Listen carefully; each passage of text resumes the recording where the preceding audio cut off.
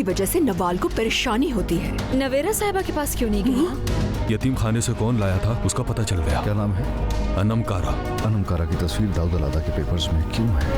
नवाल दोबारा हुमैरा के पास चली गई। वो तीनों साथ थे। मुराद को बिल्कुल भी अकेले नहीं छोड़ना है तुम्हें। मुराद को नवाल के सिवा कुछ नजर ही नहीं आता। क्या मेरी गैर मौजूदगी में यहाँ कोई आया था? सिक्योरिटी कैमरा में देख कर आओ कि यहाँ कौन आया था।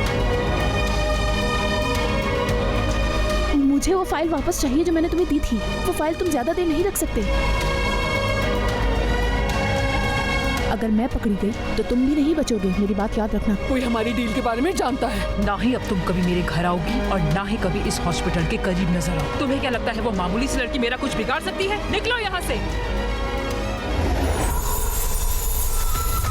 देखिए ड्रामा सीरियल नवाल आज रात 7 बजे सिर्फ ऑन टीवी पर।